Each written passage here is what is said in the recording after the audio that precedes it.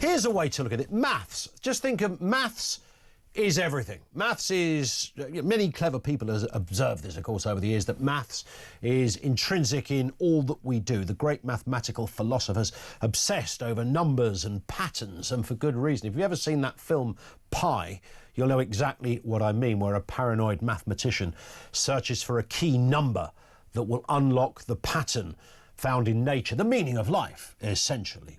And Hitchhiker's Guide, of course, will tell you that the answer is 42. So we're familiar with all that. Whatever the inner meanings there might be, we love a number, right? We love a number. It makes life easier. It makes life accountable. It means we can understand everything from danger to self-responsibility. We make decisions based on numbers. We can measure success.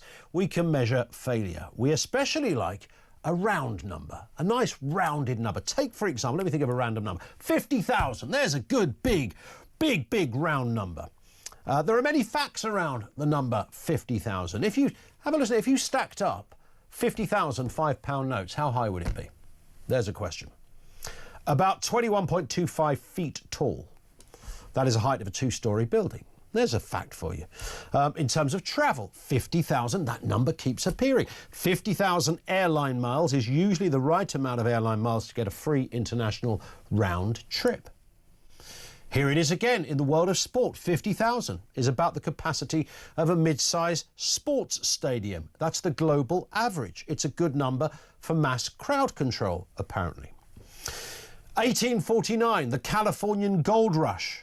The wave was heading west. Around 50,000 took part. Keeps cropping up, that number. In nature, a single mature oak tree will produce, you've guessed it, 50,000 acorns in a good year. Social media.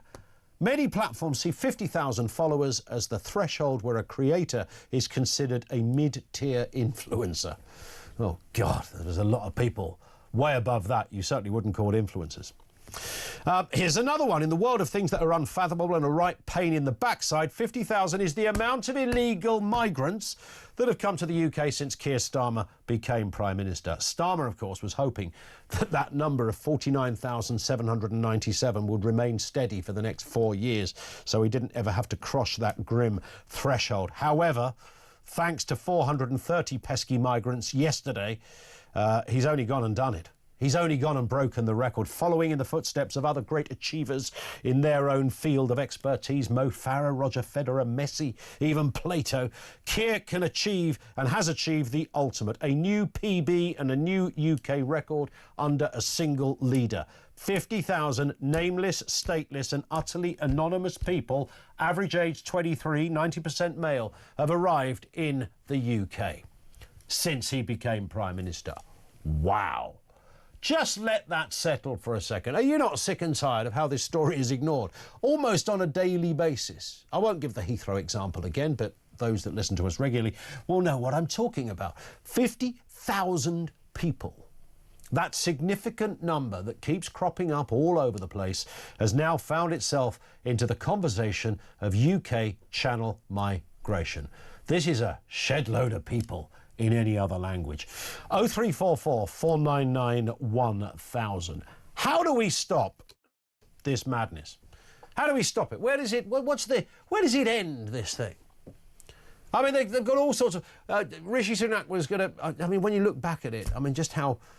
I almost feel sorry for little Rishi. Stop the boats. Stop the boats. Well, yeah, we kind of know. That's sort of your job, mate. Stop the boats. It's like saying grow the economy. Yeah, you're kind of meant to do that. Stop the boats. And then Keir Starmer came along and thought, we can't say stop the boats. He's done stop the boats. Let's do 3 words. 3 words. What do we call it? What should we go with? Smash the boats? No, I don't want to smash the boats because that would be cruel. Might be people on them. Puncture the boat? No, that's even... what about the people behind the boats? Smash the people smuggling guns. That one. Smash the gangs, that's it, smash the... So he came up with smash the gangs after stop the boats, which was equally, if not more inept than Rishi Sunak's great idea.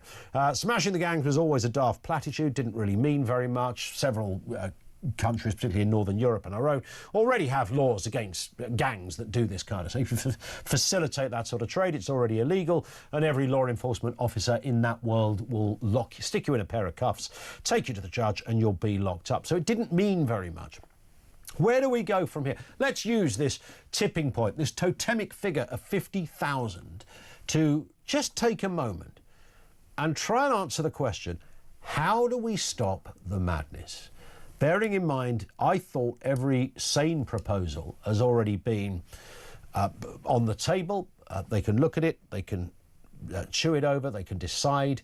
There was I saw somebody on social media yesterday, and then stupidly I didn't save it and should have done, but they were asking the question, do we have a kind of do we stop at 50,000? Anybody that's I've lost the word actually. Do we allow for a second 50,000 people? Anyone who's here now stays here, but anyone who comes from tomorrow goes. Would that satisfy? I don't think it would satisfy many people, given that we've been getting these kind of numbers every year since about 2016 or something. So the numbers are very high, and collectively they are eye-watering, jaw-dropping numbers.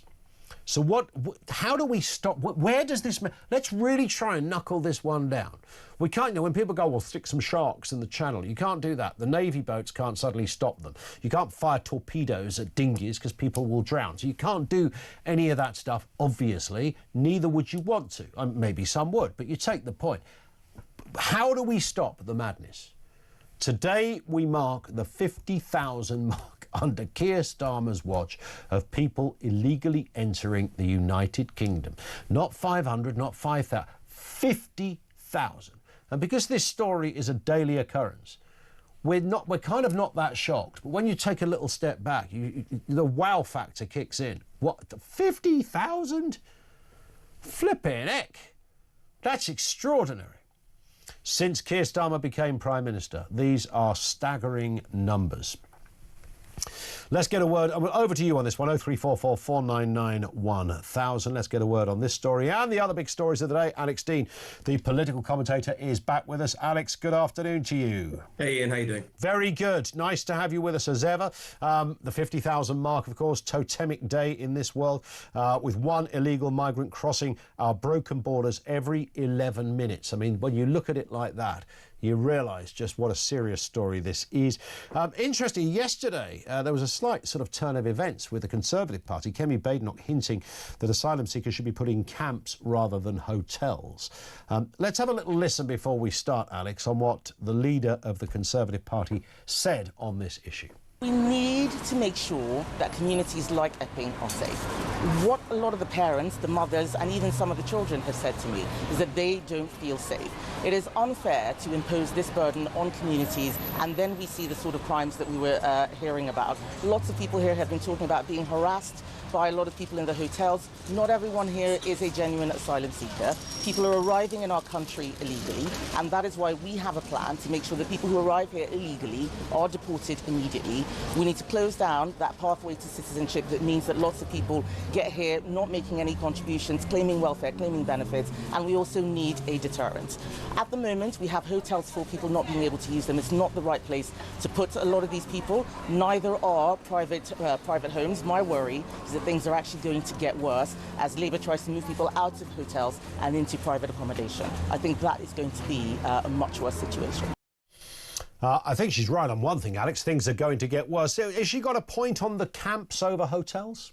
Yes, I think she has. And I was trying to put this yardstick you were mentioning into perspective myself. I'm from Bury St Edmunds in Suffolk, pride of Suffolk, and the 50,000 is a cool 10,000 more than the population of the town I grew up in. Yes, multiple schools, multiple churches, multiple shops, a thriving place. Yep. And it's smaller than the number we've had come over the channel just this year. That's how I was able to try to make sense of a number that big. Everyone I knew growing up, totally overwhelmed by this number. Yeah.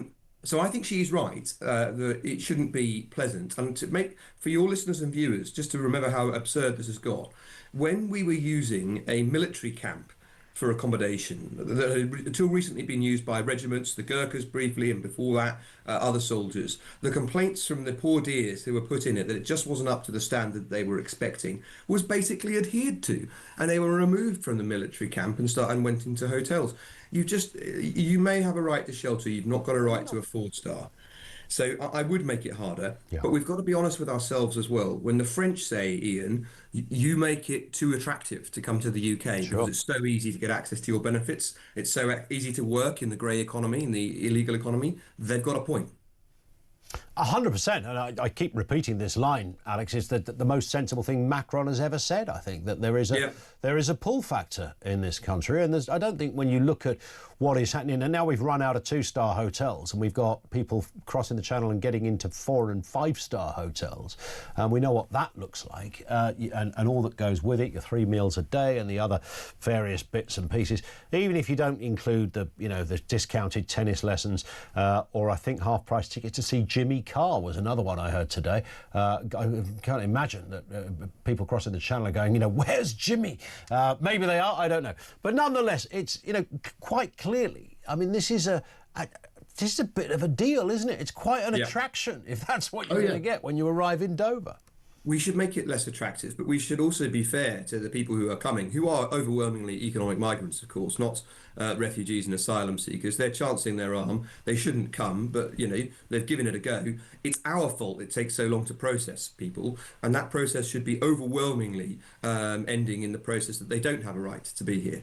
And we could speed that up very significantly, one, with our own internal processes, spending a bit more money on processing and refusal. But secondly, and vitally, Ian, and I wonder what your audience thinks of this, we should leave the European Convention of Human Rights, because it makes an absolute farce of international law to claim accurately, so the people who say this are right, that you can go across many safe countries and choose your place and then apply for asylum or refugee status there, because of course you're truly desperate when you come from France, a safe, civilized country, to the United Kingdom. Absolutely absurd. So we should leave the European Convention, which says that you can do that. We should make it much more unattractive to come here with the benefits point we've been discussing. I think there are two other things briefly I would do.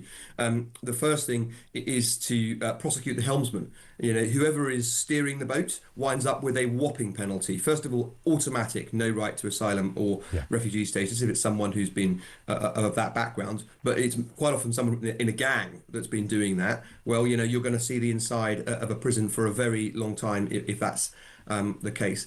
And the second, this is to both governments' credit, this government and the last one. We used to have an overwhelmingly higher record of approving asylum and refugee applications than basically anyone else, and that made us suckers for this. Those rates have started to come down a lot, but this is a circular point, because you won't get to the refusal rate we should be at, which is 0 or near 0 if you come from a free country, until you've left the ECHR. Yeah, I can't imagine very few people would disagree with that. I mean, aside from being out of ideas and everything else being not even tried, but we haven't even gone there. The starting point has to be precisely that. We don't want chicken nugget nonsense going on for any longer than it needs to. We're going to keep taking calls on that and comments as well. Let's move to this story. Alex, Number 10 have said that Keir Starmer would not refer to shoplifters as scumbags. This comes, of course, after a shop working in shop in Wrexham was asked by police to take a shop sign down to deter criminals from stealing from his shop. He referred to them as scumbags. We're going to be speaking to that guy a little later. But Labour, of course, are meant to be cracking down on crime. They said, let's have a reminder, if you were unsure of our own Prime Minister's determination in this area. Here's what he said always just before, Labour got into power. So today I'm putting shoplifters on notice. You might get away with it under this weak Tory government. But if Labour takes power, we won't stand by while crime takes over our streets. We'll put 13,000 extra neighbourhood police on the beat. We'll scrap the shoplifters' charter, the £200 rule that stops the police investigating theft in your workplace.